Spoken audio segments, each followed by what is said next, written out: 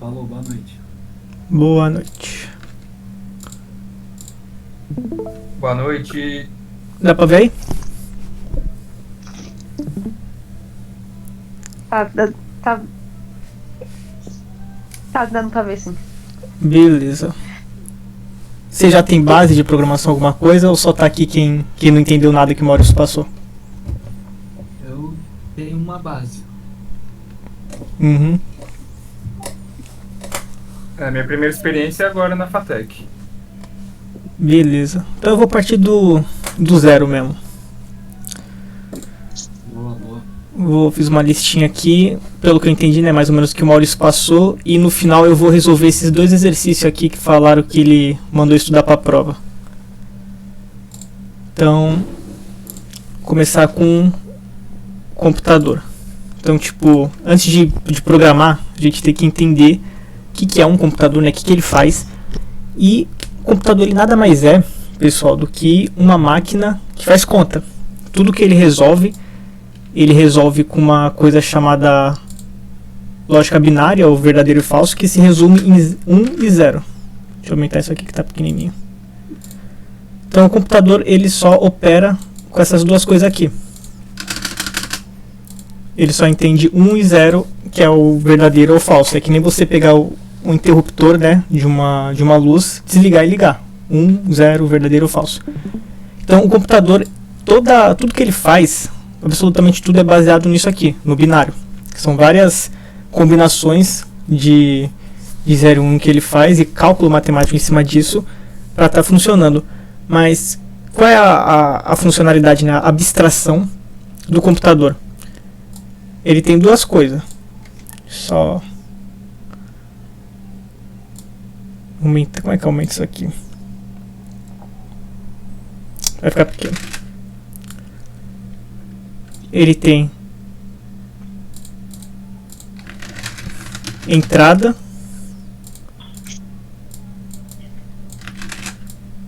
Teclado, e mouse. saída.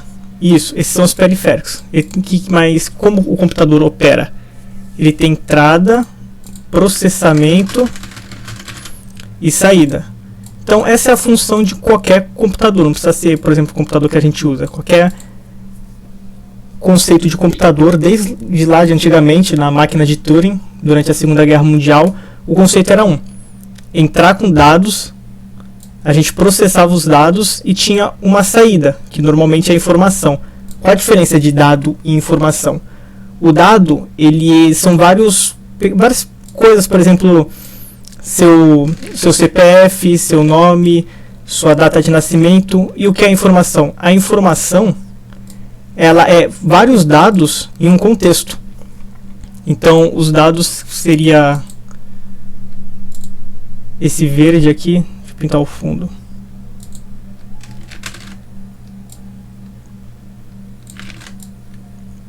Os dados seria o verde e a informação seria esse com fundo azul. Ixi, ficou embaixo.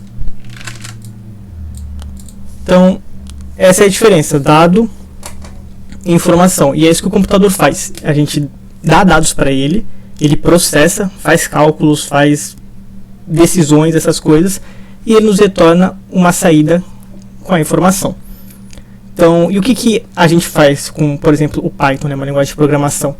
A gente dá instruções para o computador para ele estar seguindo, para ele poder retornar alguma coisa para a gente. Ele vai fazer aquilo que a gente pedir para ele fazer. Então, um exemplo de entrada e saída que a gente faz no computador mesmo, fisicamente, é como alguém aí falou, que eu não vi o nome de quem foi, que são os periféricos do computador, que é todo aquele hardware. Por exemplo, de entrada nós temos teclado, mouse, microfone. Então, tudo isso aqui que a gente vai usar, ele vai estar enviando dados para dentro do computador. Dentro do computador vai acontecer o processamento e ele vai retornar para a gente uma saída. Essa saída pode ser no monitor, pode ser no Uma impressora. isso, alto-falante ou fone, impressora. Então, essa é a funcionalidade de um computador. Então, por exemplo, no Python, quando a gente faz um programa de calcular, sei lá, a gente coloca 2 números e ele retorna pra gente. O que a gente está fazendo? A gente está entrando com dados pelo teclado, o Python está processando dentro do computador e está retornando pra gente, por exemplo, no monitor, que aparece lá a soma dos números. Então, isso é o que um computador faz. Vou até colocar aqui embaixo um contexto. Aqui, dado e informação.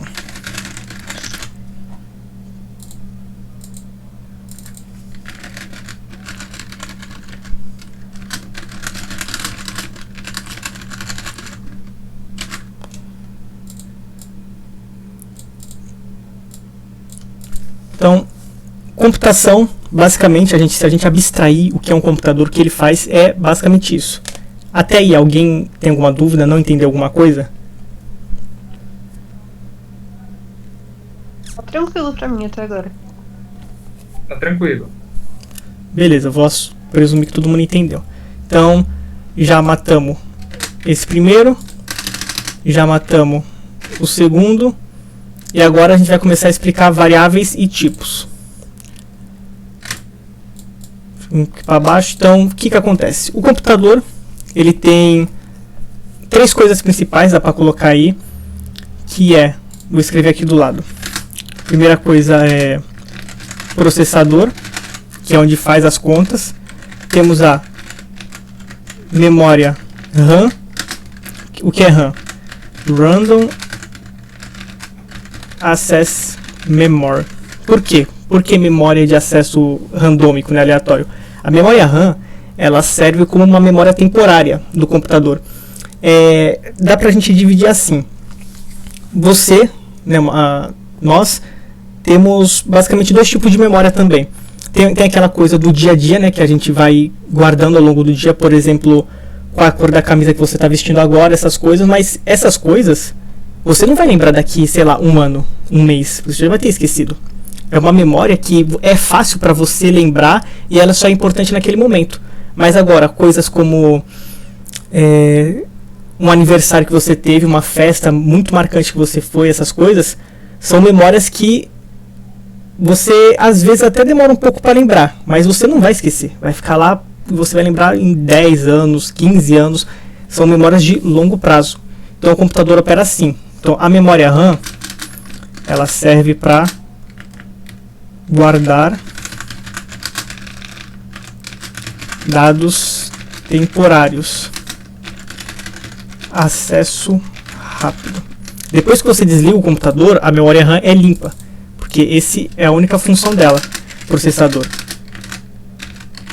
contas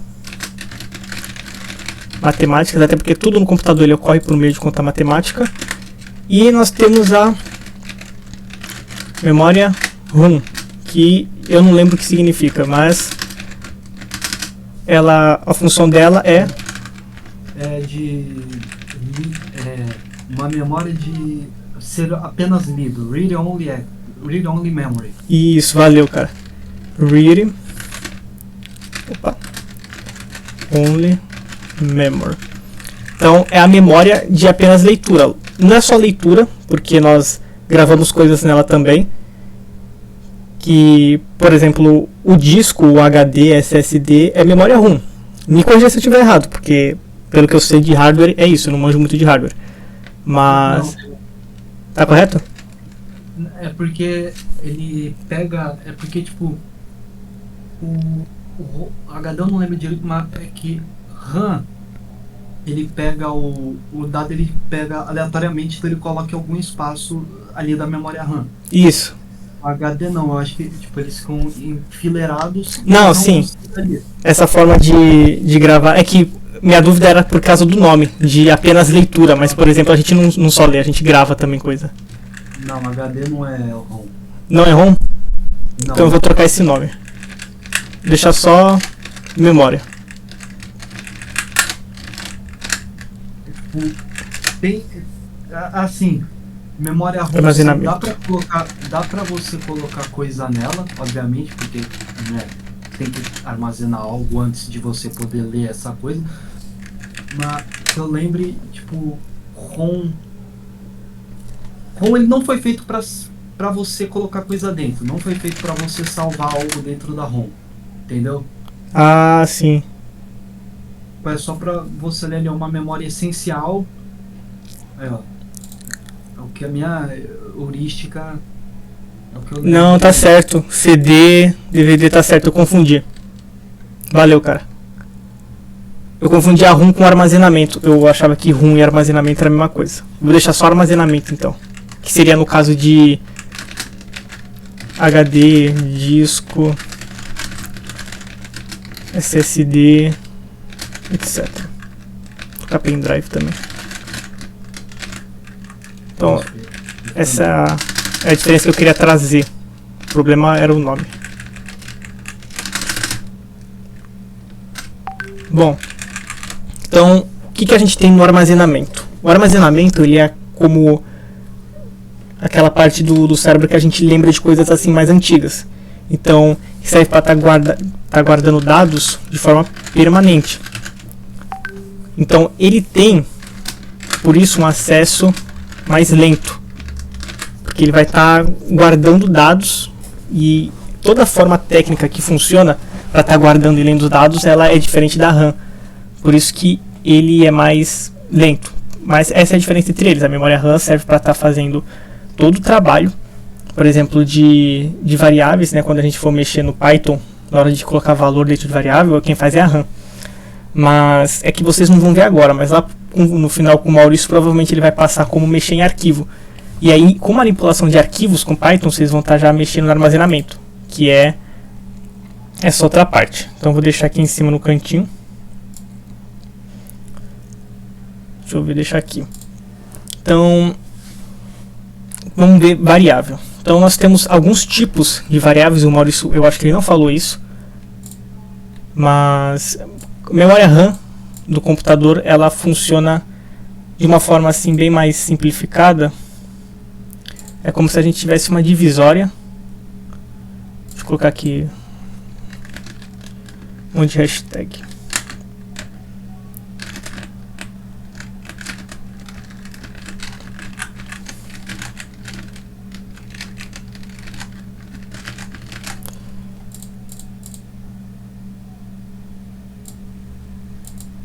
Pô, não ficou legal a divisória.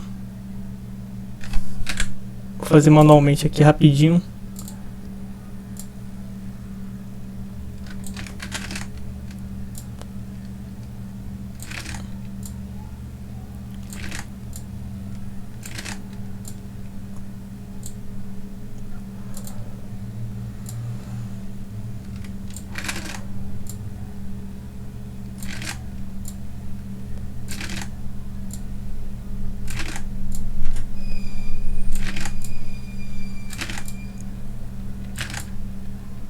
Bom, dá para supor aqui que isso aqui é a memória RAM do computador.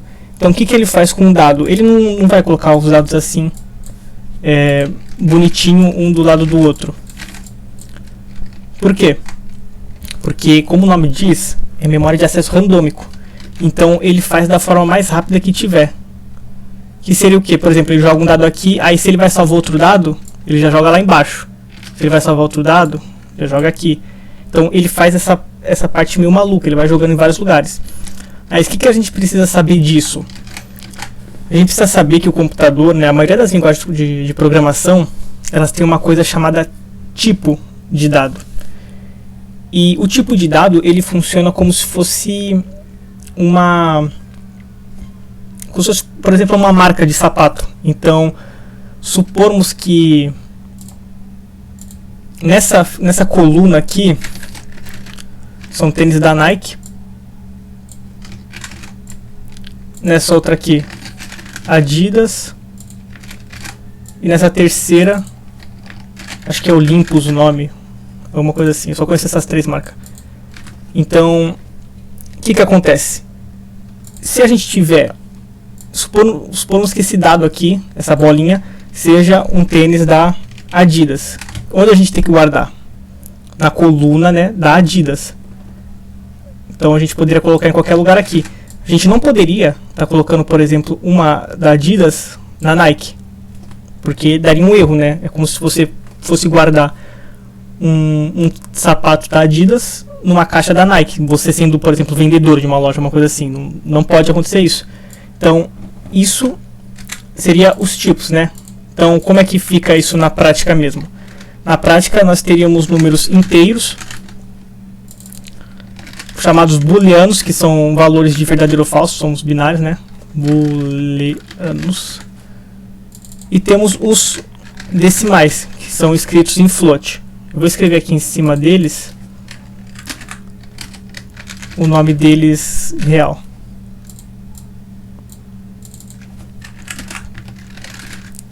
Int. Então quer dizer que existe um lugar específico na memória para você guardar um determinado tipo de variável? Então, não existe na memória um lugar específico. Ele faz uma coisa chamada alocação. O que é alocação? Porque a memória ela não tem tamanhos separados assim perfeitinho para a gente estar usando. A memória é como se ela não tivesse nenhuma barra, e na hora que a gente vai usar, a gente fala para o computador quanto de espaço a gente vai precisar. Então, em vez de, por exemplo, de 1 em 1 quadradinho, ele vai precisar de 2. Porque cada tipo de dado ele tem um tamanho diferente. Então, deixa eu colocar aqui só a string. Então, tipo, vai num computador de 64 bits, se for dois dados de... Tipo, um dado de 16 bits, ele vai alocar para esses dois espaços. Então, ele vai tirar uma barra. Isso. Vai tirar uma... Então, por exemplo, ele estaria alocando um tamanho desse. Tá ficando 16 bits. Tipo, ele é mais ou menos assim, né? Eu tô tentando abstrair bastante para tá compreendendo. Então, o computador ele vai porque cada tipo de dado ele vai ter um tamanho diferente na memória do computador para ele estar operando. Então, por exemplo, um booleano ele é menor do que, por exemplo, um decimal, já que o booleano é só verdadeiro ou falso, e o decimal ele pode ser um número grande com várias casas decimais. O tamanho agora de booleano decimal não sei de cabeça, vou ficar devendo. Mas Boolean, acho que eu lembro, é sempre... acho que é 1 bit, eu acho. É, porque é 1 ou 0. Exatamente. Mas float... Ele varia. Eu não lembro, porque eu acho que como um computador ele tem 64 bits, mesmo que o boolean seja 1 bit, ele vai pegar os 64 bits e vai... O que eu lembro é isso, mais ou menos. Pô. Entendeu? Mesmo que seja um bit, o boolean, ele vai reservar 64, porque o processador consegue ler 64 direto. Ele vai pegar os outros 63. Não, acho que isso é em caso de programação com, por exemplo, tipagem dinâmica, no caso do Python, que ele aloca de forma dinâmica e acaba usando mais espaço do que ele usa, não seria isso? Eu lembro, é porque eles falam, né, que por um computador ele 64 bits, ele lê 64 bits por transistor. Ah, sim. 8 bytes. Ele lê 8 bytes. Então, mesmo que o troço seja 1 bit, ele vai pegar outros 63 bits do processador. Ele vai alocar na memória dos 63 bits. Eu posso estar errado. Ah, sim. Foi isso que eu entendi, assim. Na parte do funcionamento do processador, aí eu não sei mesmo. Mas da memória, sim, pelo que eu sei, ele tem essa diferenciação de alocação, que é o que vai custar para o computador estar guardando na memória RAM dele. Então, temos os tipos de dados. Então, por exemplo, vou colocar aqui em outra cor alguns exemplos. Então, 1.90, 3, um booleano seria no Python um true, uma string seria o lamundo. Então, esses 4 tipos de dados, eles vão ter um tamanho diferente na hora de alocar na memória do computador. Vocês até agora não devem se preocupar muito com isso, até porque o Python não tem isso. O Python, o que ele faz? Você cria uma variável e você define o valor dela diretamente. Então, por exemplo, x igual... Então, você pode colocar x igual a 1.90, x igual a 3, x igual a true, x igual ao lamundo. Então o Python ele faz esse trabalho pra gente, ele automaticamente ele aloca o dado para onde ele tem que ir, mesmo se isso mude durante a execução. Mas é importante entender isso por quê? Porque é uma coisa que mais para frente vocês vão precisar ter isso em mente, porque isso faz falta em programação. Então, isso são os tipos de dados. Temos os floats, int, bool e string. Mais para frente o Maurício vai passar outras coisas, uns tipos de dados mais complexos, que são as listas, as tuplas, os dicionários de dados, mas isso é mais para frente e não vem ao caso agora. Deixa eu ver, variável e tipos. Então, aí falando, né, um pouco mais sobre a variável em si. Esse carinha aqui. O que é a variável? A variável nada mais é do que um espaço na memória do computador que a gente define para estar guardando alguma coisa. Então, no mesmo exemplo dos sapatos, para quem não conseguiu entender na aula, né, a variável seria basicamente a caixa do sapato. E o valor que a gente vai guardar seria o sapato. Então a gente precisa ter um sapato a gente precisa ter uma caixa de sapato para estar guardando o sapato. Então, por exemplo, aqui dentro seria 10. E aí eu poderia criar outra variável e mudar o nome dela, y. Então, qual é a estrutura que a gente tem? A gente tem nós temos o nome da variável. Como é que a gente vai chamar essa variável? Nesse caso aqui é y, nesse caso aqui é x. Então temos o nome e o valor dela. No caso 10, passei 10 para as duas. Esse aqui, um igual só, ele é o operador de atribuição. A gente usa esse sinal para dizer que a variável ela vai ter dentro dela esse valor. Meu Deus, ficou horrível. Então é basicamente isso. Então no Python ele deve ter passado também ele passou operação matemática? Mais, menos, divisão?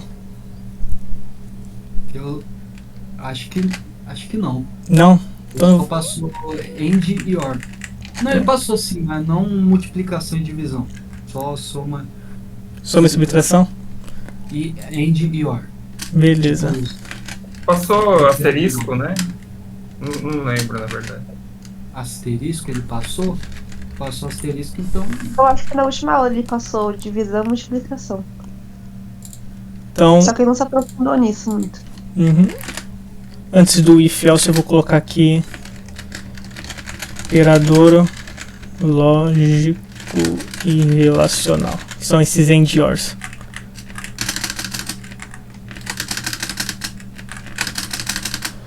Bom, vou falar um pouco agora sobre na matemática, né? Então eu vou lá no caso eu programo no Visual Studio, mas não tem muita diferença para quem está usando o Web Spider, o Cop Spider, não sei qual é o nome do negócio. Mas no Python a gente tem operadores matemáticos, né? Os principais são a soma, a subtração, a multiplicação, que é o asterisco, e a divisão. Ele passou a divisão com 2 barras, que é a divisão inteira? Ah, com percentual? Não, essa aqui ó, é 2 barras, é igual um comentário. Assim, Não, ainda não. Não? Ainda Não. não. Ok, então eu vou passar também o módulo, que é o chamado resto, né? Ou mod. Então, trabalhar um pouco com elas. Tem o print, né? Que é o comando que serve para estar mostrando alguma coisa no terminal. Então eu vou estar colocando aqui duas variáveis, x igual a 10, y igual a 20. E eu vou querer que ele mostre Passar como parâmetro. isso. Deixa eu só colocar aqui, ó, x mais y. Vou passar pro print, né, que é para mostrar na tela. Eu quero que ele mostre na tela a variável z. Qual vai ser o valor de z quando x for somado com y? Só abrir aqui o terminal.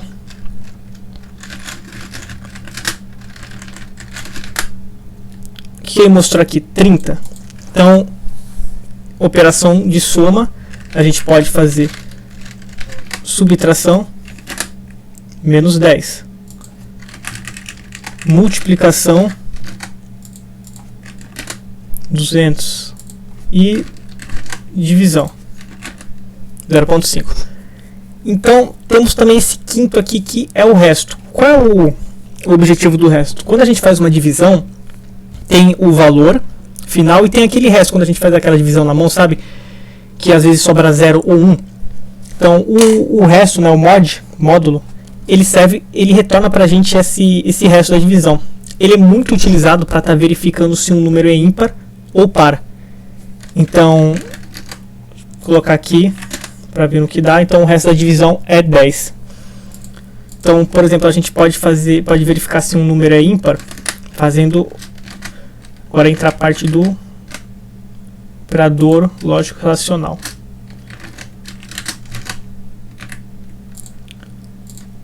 Então a gente pode verificar como. Se essa operação ela retornar 0, quer dizer que é um número par. Não. Viajei agora, desculpa pessoal. Por 2 que tem que fazer. Tá. Sim, é par. Calma. Não, é que ele tá printando. O Z. Não, eu não salvei. É. Pronto, susto. Então, o que acontece aqui? Eu fiz uma comparação se x, que é 10, quando divisível por 2, se o resultado do resto é igual a 0. E se for igual a 0 é par, se não for igual a 0 é ímpar. Então, o que nós temos aqui também?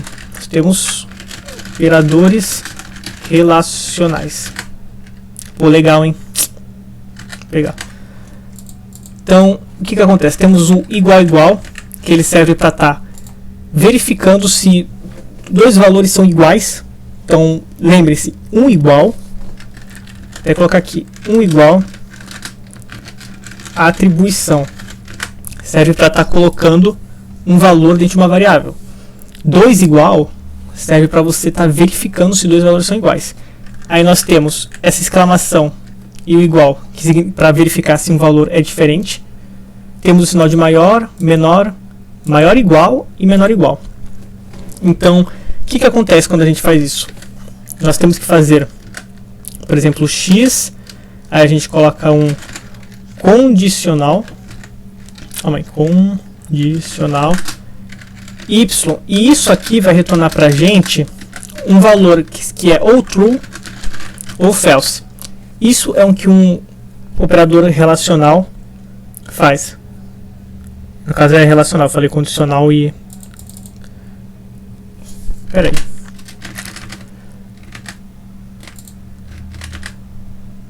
Ai meu Deus. Operador lógico e relacional. Falando condicional, mas condicional acho que também serve. Vou colocar aqui relacional para ficar mais fácil. Pronto. Então o que a gente vai fazer? É uma relação entre x e y que a gente está fazendo, e dessa relação ela só pode ter dois valores, verdadeiro ou falso. Então é isso que a gente fez aqui dentro do z. A gente está falando para o z para ele assumir um valor verdadeiro ou falso por causa desse igual aqui. Então eu posso colocar diretamente no print, para não ficar muito estranho colocar em uma variável. Se x ele é menor que y. Vou rodar aqui. É verdade, por quê? Porque 10 é menor que 20. Então a gente pode testar cada um deles, ele sempre vai retornar verdadeiro ou falso. E a gente pode fazer uma coisa que vai um pouco além. A gente pode utilizar os operadores lógicos, que é esse AND, OR e NOT, que é o E, ou seja, uma coisa e outra, o OU, uma coisa ou outra, e o NÃO, que ele apenas nega o valor.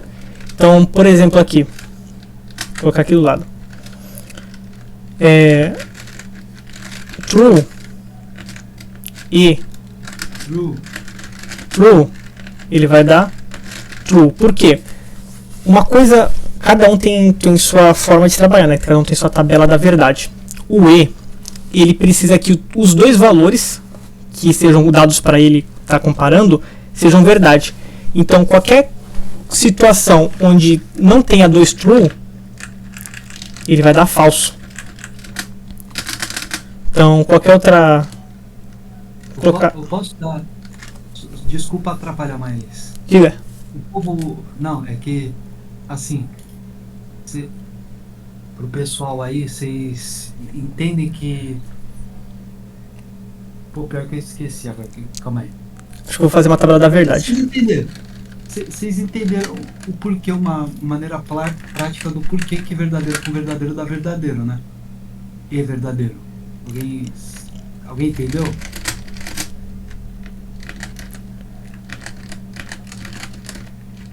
Ah, pô. Tá bom. Falaram alguma coisa aí? Escreveram alguma coisa? Não. Não, pode continuar, desculpa. Tranquilo, cara. Aí, porque tipo... É que às vezes o pessoal tipo, não associa o E com o E do português mesmo. Uma coisa que a gente usa na fala. Eu já vi isso. Então é por isso que eu tô tentando tipo, deixar mastigadinho. Esse E, ou e não, ele é justamente a mesma lógica que a gente usa para construir uma frase, né? Tipo, por exemplo, hoje está chovendo e está frio. Então, essas duas coisas têm que ser verdadeira para a frase ser verdadeira. Então, se por exemplo, hoje está calor. Se eu falar hoje está chovendo e hoje está frio e hoje está calor, a frase já é falsa por causa do E. Se eu falasse hoje está chovendo ou está calor, aí tudo bem, está calor. Então a frase é verdadeira. Então, essa é a pegada. Então, seria isso aqui, onde V é verdadeiro e F é falso, essa aqui seria uma forma de abstrair. Os dois precisam ser verdadeiro para a saída também ser verdadeira, de resto é tudo falso. No caso do ou,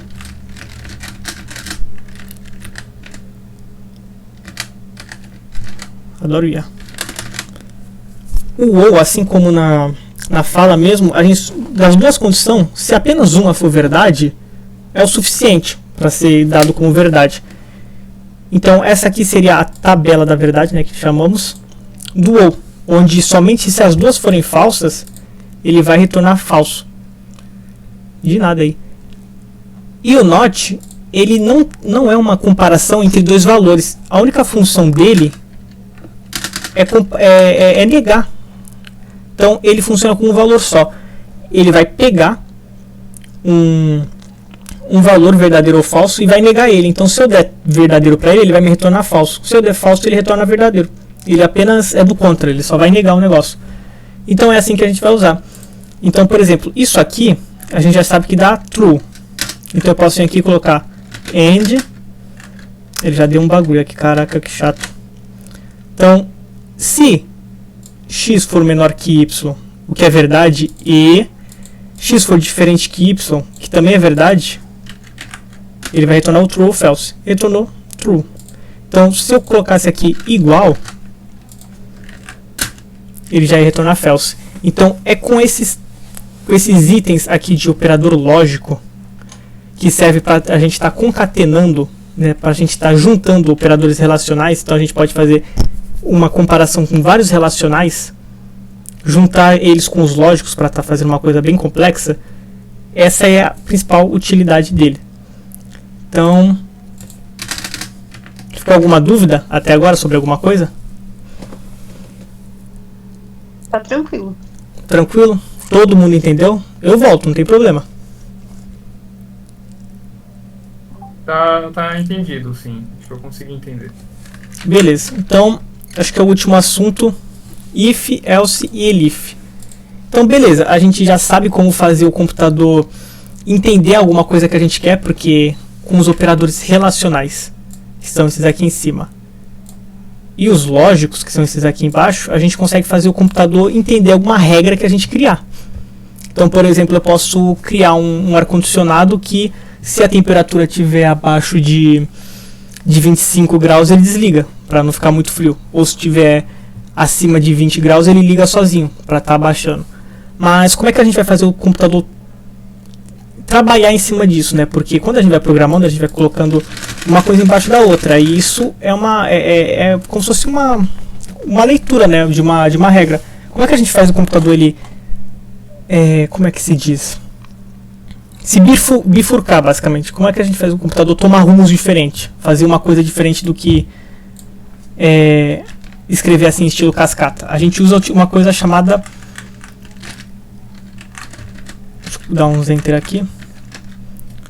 São a estrutura de decisão. O que é a estrutura de decisão? É o if, o elif e o else. O que eles fazem? A gente vai pegar o if, vai dar uma condição, aí a gente vai colocar 2 pontos, e dentro desse espaçamento aqui da margem esquerda, que é chamada indentação, a gente vai colocar um bloco de código. Então, se essa condição aqui for verdadeira, true ou false, ele vai estar executando ela.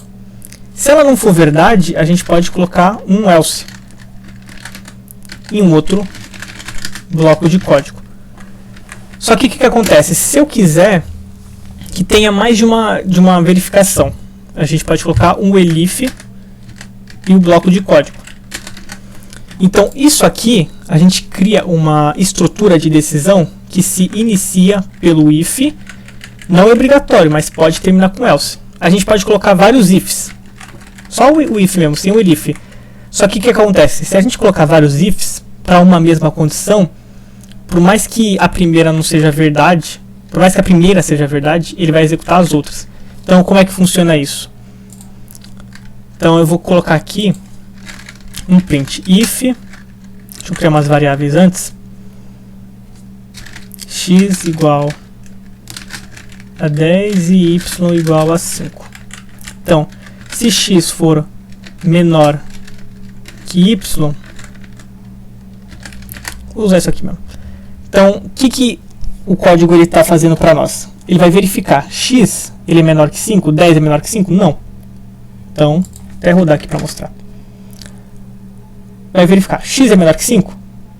X é menor que y? Não. Ele vai pular e vai testar essa outra condição aqui. E aqui dentro eu posso colocar vários elif, eu não posso parar só em um, eu posso colocar vários outros. E como aqui já verifica igual, eu posso colocar aqui, sei lá, acusar um erro.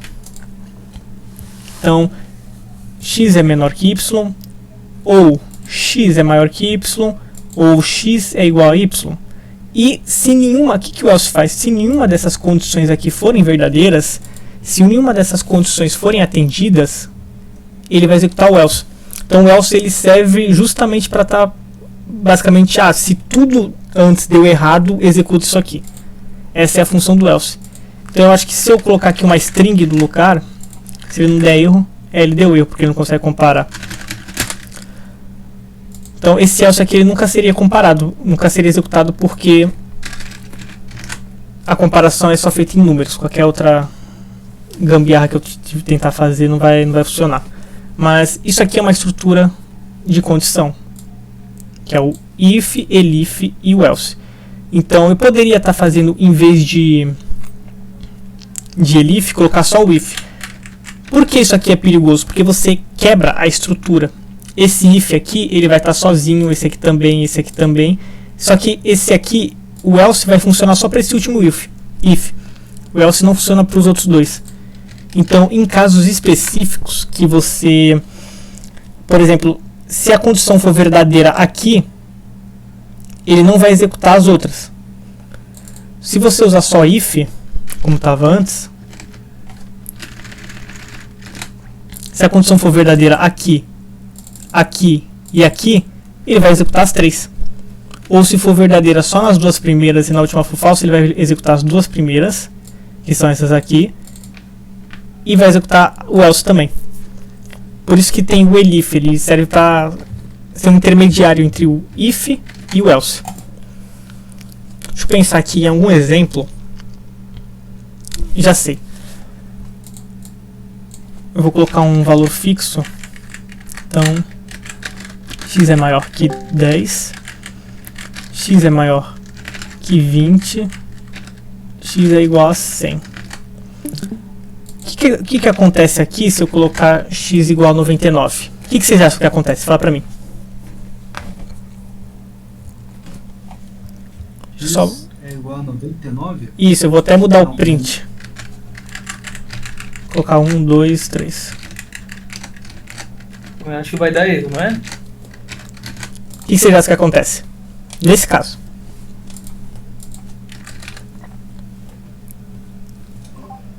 X é X maior que 10, então 99 é maior que 10. E 99 é maior que 20 e é diferente de 100. Ah, ele vai executar o primeiro, provavelmente. Ele vai ignorar os outros. Não? Exatamente. Vou rodar aqui, ó. 1. O que é esse 1? É o primeiro. Então ele vai, como ele executou já esse aqui primeiro, ele vai, tá nem aí pros outros. Mas se eu colocar, em vez de elif, só o if, olha o comportamento que ele tem. Ele vai executar o primeiro, porque é verdade. Ele vai executar o segundo, porque o segundo para ele é como se fosse outra estrutura de condição, não faz parte da mesma. Vai executar porque é verdade. No terceiro, que também é outra estrutura de condição para ele, ele vai olhar, vai falar, pô, é falso, então eu vou executar o else. É isso que ele está fazendo aqui. Então isso aqui é uma coisa um pouco mais complexa, para você ver, é um caso mais diferente, é um caso raro de se ver mais essa importância do elif, de estar utilizando o elif, né, em vez de criar vários if um embaixo do outro. Vocês agora provavelmente não vai precisar estar pensando assim, mas é uma coisa que eu mesmo tive que aprender a amar isso, porque começou a dar problema em código que eu fazia. Mas essa é a diferença, né, entre o if e elif, que no caso em outras linguagens de programação seria o else if que existe. Então, ficou claro? Pessoal, conseguiu entender o que o if, elif e else faz? Agora ficou, viu? Ajudou bastante essa sua explicação. God. Alguém tem alguma dúvida?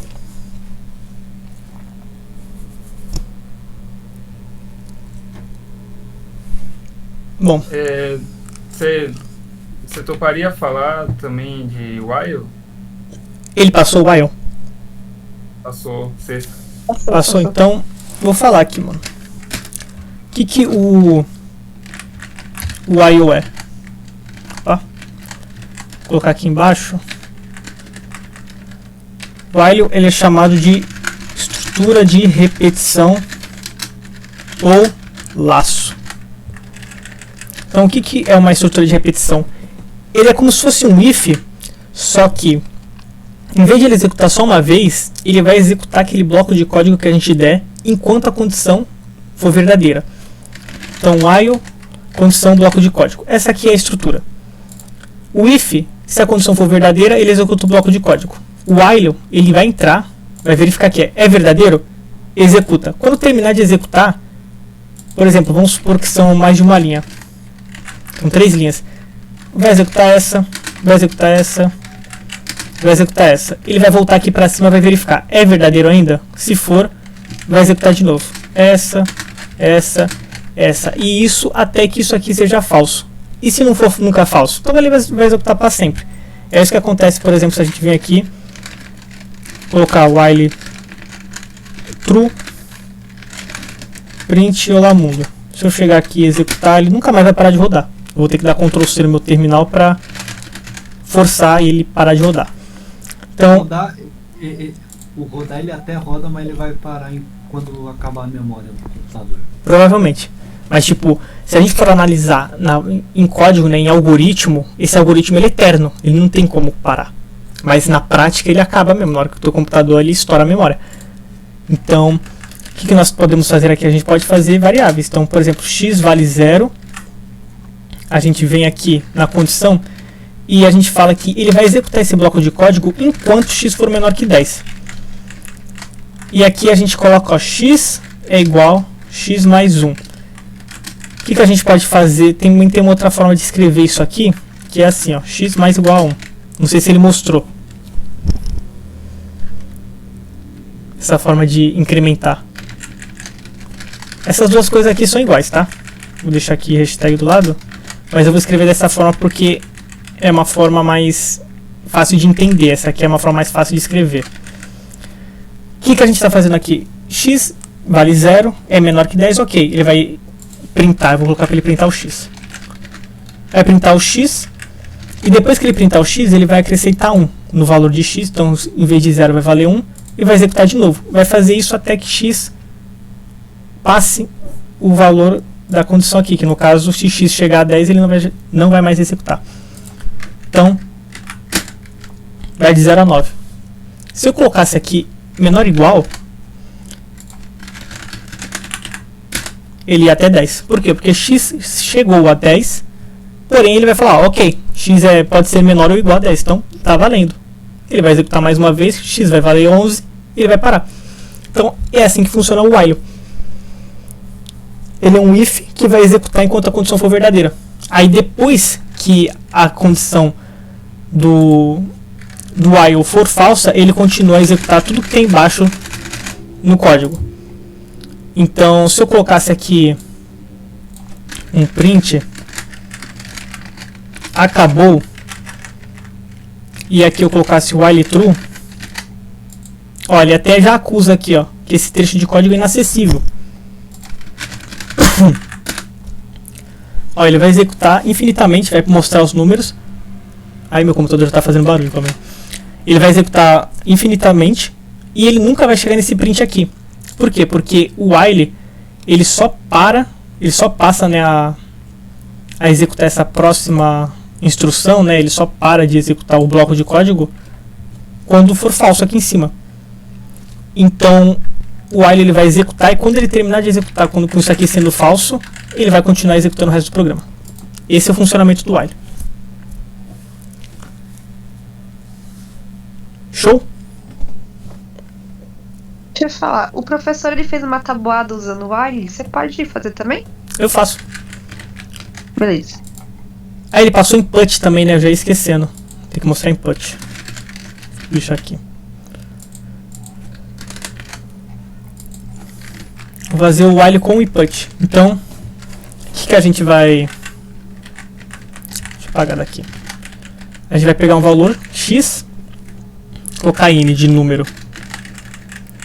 E esse valor, ele vai ser um input que a gente vai escrever no terminal.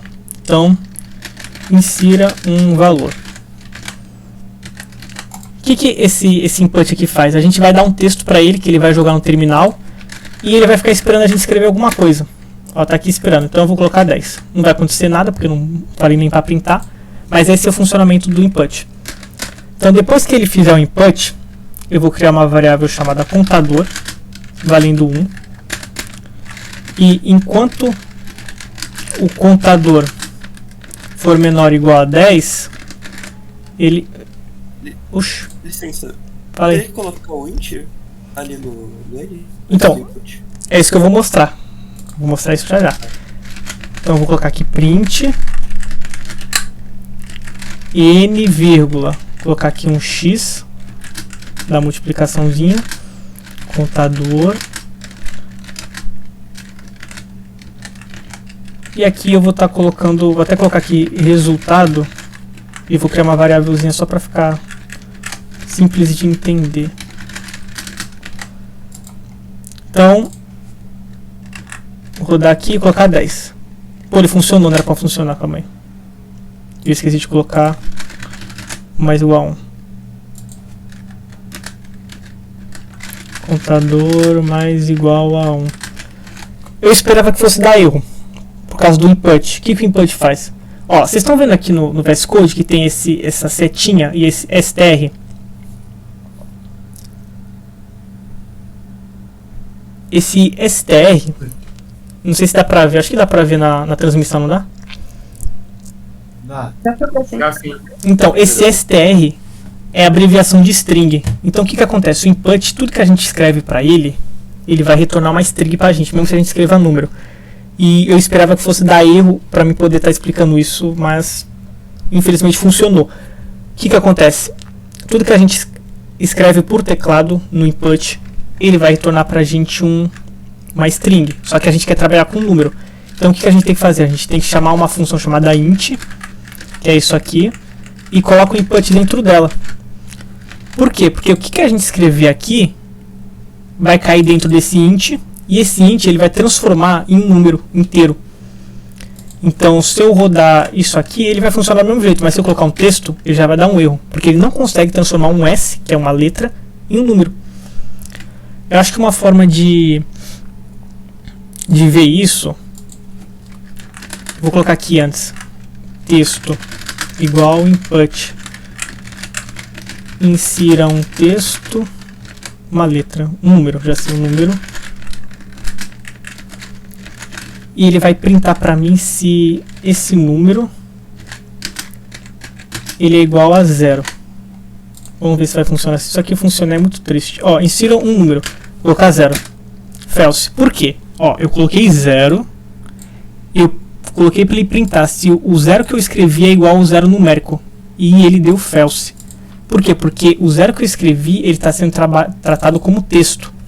Porque o input, ele retorna um texto pra gente. Tudo que a gente escrever no teclado, ele vai, mesmo se for um número, ele fala, ó, é um texto, uma string, toma aí. E é por isso que a gente coloca... Oi? O valor de 0 string é diferente Do 0 numérico. Do 0 numérico. Se você pegar o 0 string e dividir pelo 0 string, acho que dá. Não, dá não. Eu acho que... Então, JavaScript provavelmente funcionaria. Deixa eu ver se eu consigo fazer uma operação...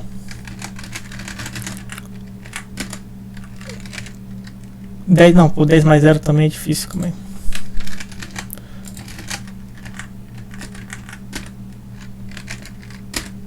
Ó, aqui também ele deu erro. Por quê?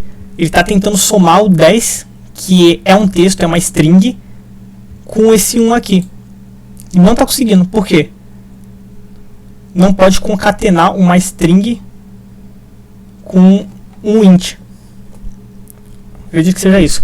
Mas o que acontece? Ele não sabe se concatena ou se soma, porque a gente pode concatenar texto, que é colocar um texto do lado do outro. Em vez de a gente usar essa vírgula aqui, a gente concatena, que é utilizando esse sinal de mais.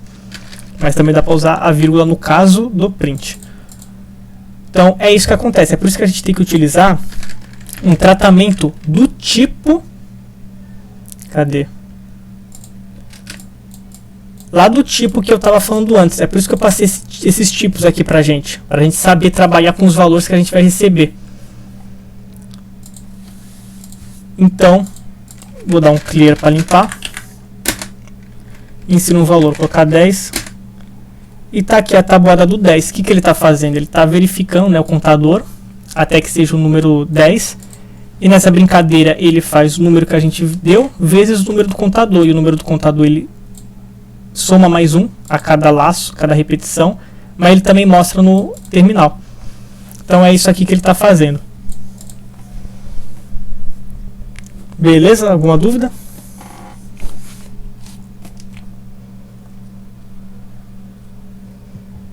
Tranquilo, tranquilo, tô entendendo tudo. Tudo certo aí o resto? Tudo certo. Tudo Valeu. certo. Beleza. Então...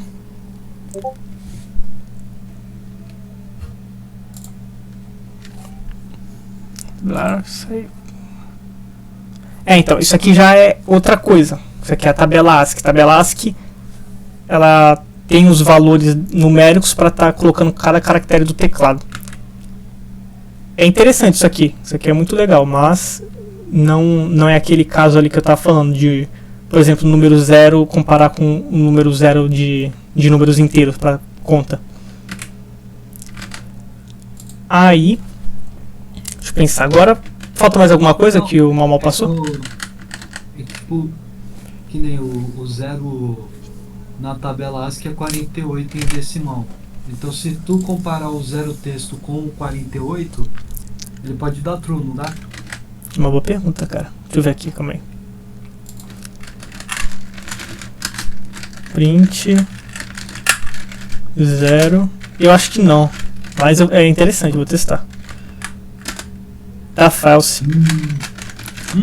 É tipo, o Mal, eu lembro até hoje, o primeiro dia de aula, o Mal explicou isso. Ele falou que o computador ele faz a comparação pegando o valor binário, ele faz esse igual aqui, pegando o valor binário dos dois valores e subtraindo. Se for igual a 0 é porque é igual. Eu lembro até hoje, porque foi o primeiro dia de aula, tinha gente que não sabia programar e o Mal falou isso do nada. mas é interessante. Então, isso aqui é o exemplozinho da tabuada. Vocês querem tentar resolver os exercícios dele? E qualquer coisa eu ajudo vocês?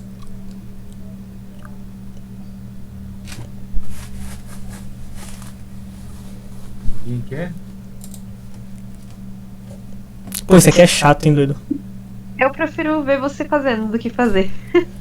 Uhum. Nossa, eu fiz isso aí. Nossa, fritei minha cabeça, cara. Tá enorme. Pô, esse aqui é chato de fazer. Caraca. Deixa eu ver esse primeiro aqui. Um desenvolvedor de software para uma estação meteorológica tem que fazer leitura das seguintes variáveis para o dia corrente e dar previsões para o seguinte. Tá, eu só vou salvar isso aqui. Cadê? Vou mandar aqui no Discord.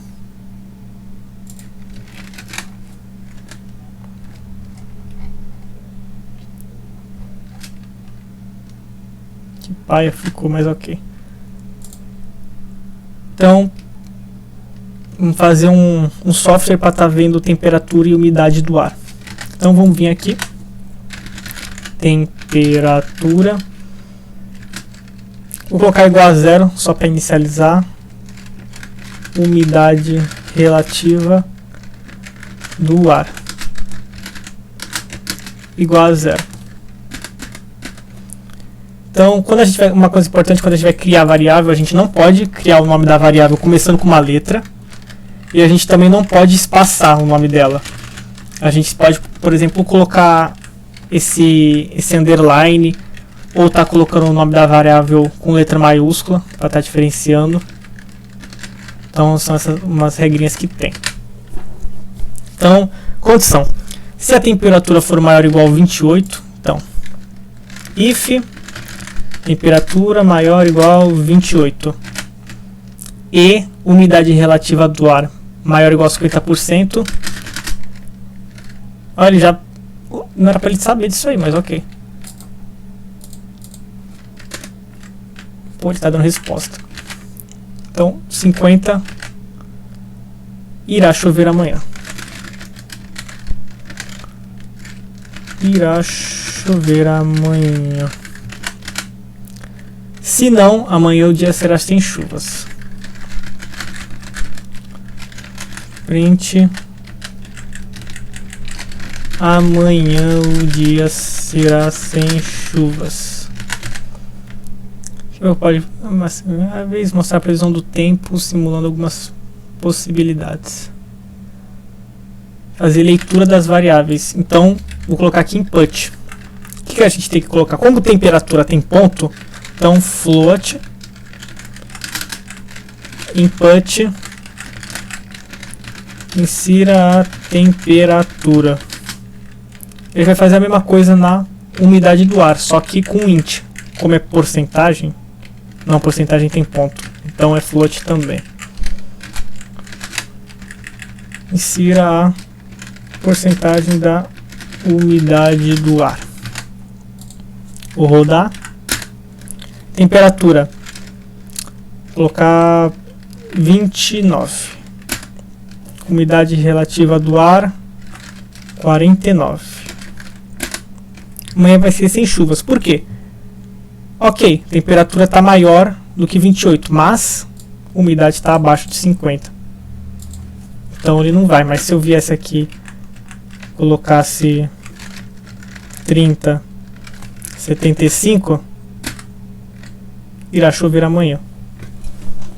Então esse aqui é o primeiro exercício do mal. Vou jogar lá no Discas. Esqueci de colocar isso aqui.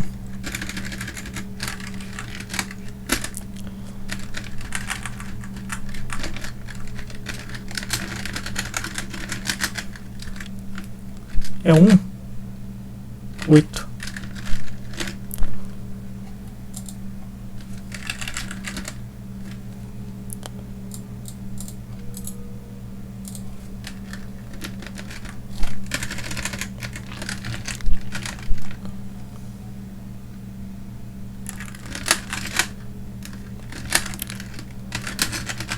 Exemplos.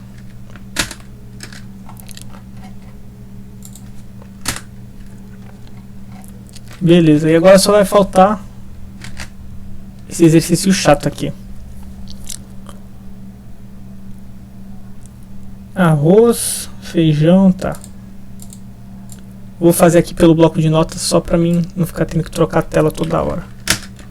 Então, mercados foram adquiridos os seguintes. Não precisa pegar tudo, né? Talvez pegar uns 3 só pra não... Mas será que não vai usar todos? Não usa todos. Não. Acho que não precisa. Pegar só os 3 primeiro. Arroz, feijão, açúcar. 5, 3, 2. Aí inventou os preços. Arroz, feijão, vou colocar açúcar. Mas com certeza que o Maurício ele coloca com C cedilha, porque o Python permite.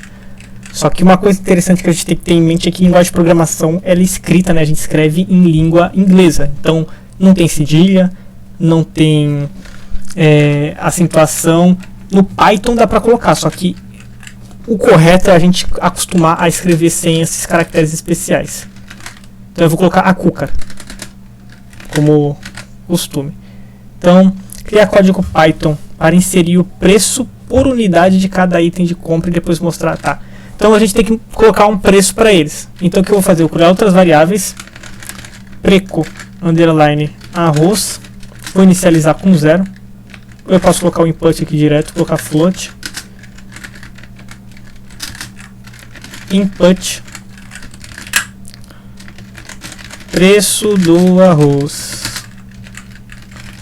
Eu vou fazer a mesma coisa para outros dois. Então, feijão, açúcar. Preço do feijão e do açúcar. Bom, então temos o peso, né? Isso aqui é peso. Acho que é peso. Vou colocar aqui no começo peso, para ficar mais claro. Então temos o peso de cada um, que é em quilos, e o preço que a gente vai digitar. Depois que a gente digitar, a gente vai printar. Print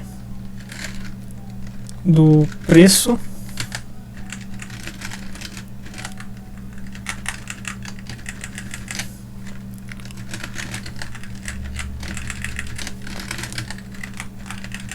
deixa eu colocar aqui no começo arroz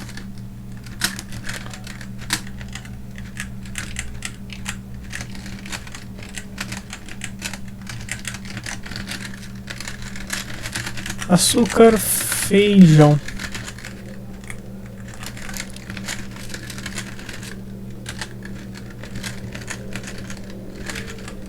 Preços.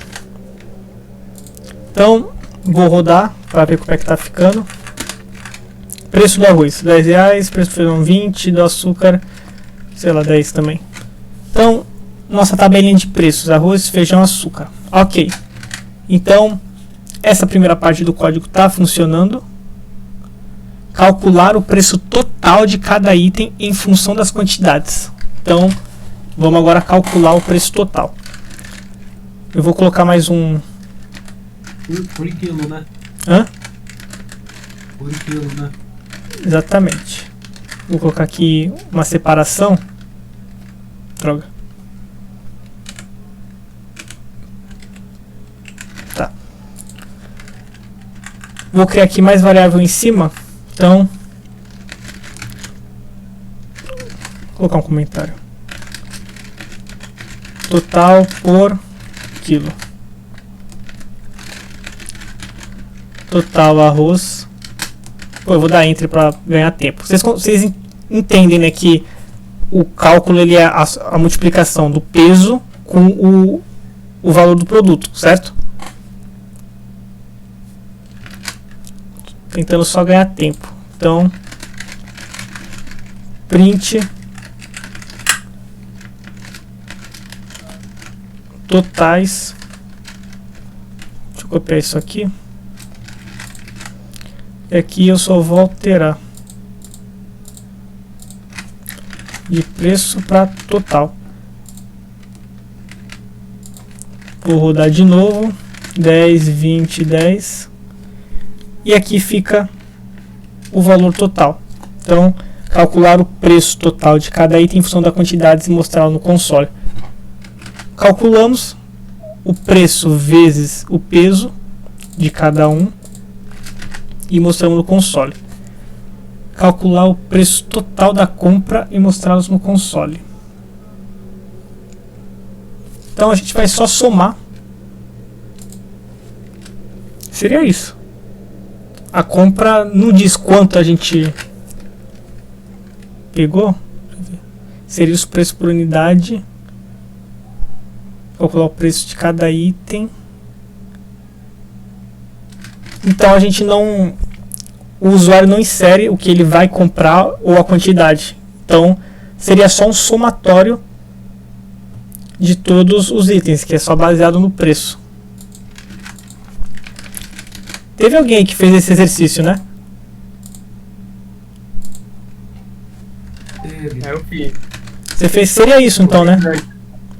Como? Seria basicamente só o somatório dos totais. É. Porque, sinceramente, tem exercício que o Maurício passava eu não entendia, cara, o que era pra fazer. É. Que ele é meio lelé, então... Tá aqui, Somos feito. dois. Calcular o preço total da compra e mostrar no console. O preço total da compra, total do arroz, mais o total do feijão, mais o total do açúcar. Então, vou colocar aqui embaixo. Print total da compra e o total. 10, 20, 10. Então, o preço total da compra, R$130. Estabelecer um limite de preço para o total da compra. Se o preço de compra for igual... Tá, então esse limite aqui a gente vai definir sozinho. Vou colocar aqui no final. Coloca um 150 no limite. Até criar uma variável chamada limite igual a 150. Se o total, deixa eu ver aqui, for inferior ou igual ao limite e com pagamento em dinheiro, então ele vai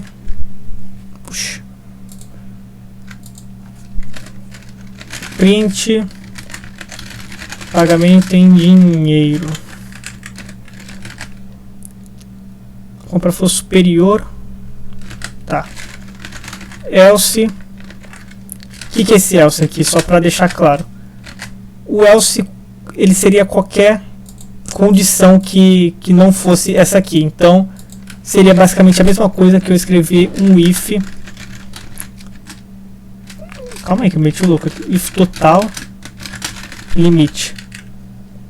Seria a mesma coisa. Então print pagamento em parcelas com uso do cartão. Pagamento em parcelas com uso do cartão. Tá aí, acho que é isso. Então, eu vou rodar, vou colocar os mesmos valores. Então, pagamento em dinheiro. Por quê? Porque deu 130, 130 é menor do que 150, ok. Mas se eu rodasse, colocar, sei lá, 100, 200, 300, ia dar 1.700, valor muito alto. Ele é acima de 150, então, pagamento em parcela com uso do cartão. Esse aqui é o resumo do exercício 7. Eu só fiz com os 3 primeiros, não fiz com o resto por preguiça. Então, no caso aqui, por exemplo, a banana. Peso. Banana é dúzia? Tá, 1,5. Então, aqui, por exemplo, seria 1,5. A gente está trabalhando com o peso dela quebrado. Preço banana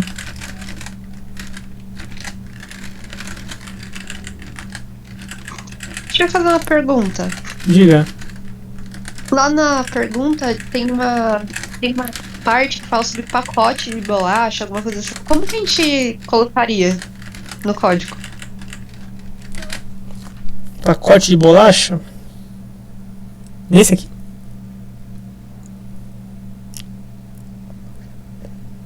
Seria esses aqui, esses outros aqui, por exemplo, bolacha maisena, essas coisas? Isso, exatamente. Então, esses aqui também são outras variáveis. Então, eu vou colocar aqui... Deixa eu colocar... Comentário mutando aqui. Resto das variáveis. Isso aqui são as variáveis de peso. Então, arroz, feijão, igual aqui. Arroz, feijão, açúcar. Eu não coloquei todas justamente por preguiça, porque... Pô, tem uns 8, 10 bagulho aqui. Mas seguiria a mesma lógica. A gente já está colocando o nome da variável igual o peso dela. Então, por exemplo, 5... Aqui é quilo e aqui é litro. Lógico, né? A gente não precisa transformar. Ou seja, o pacote também. Acho que foi isso que você falou, pacote. A gente não precisa transformar massa, essas coisas. A gente deixa como tá. 2, 1. A gente dá um valor de um número inteiro. Que o Maurício não é louco também. Ó, 2 latas de 1 quilo. A gente pode colocar 2. Então, Entendi. aí seria isso. Então a gente poderia aplicar para o resto do código. Deixa eu só colocar aqui no print. Que aí eu mando lá no Discord. Preço banana.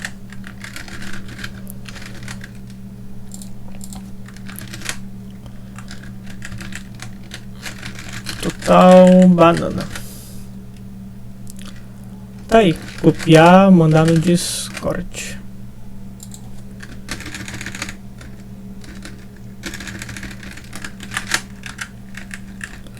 Esse aqui é o 7.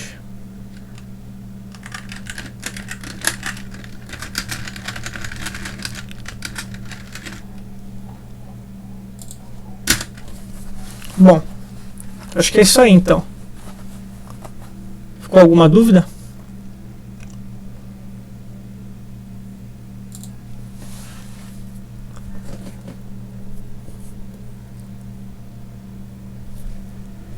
Aparentemente não. Tudo certo então, pessoal? Tudo certo. Maravilha. Tudo de boa. Beleza. Acho que é isso aí então.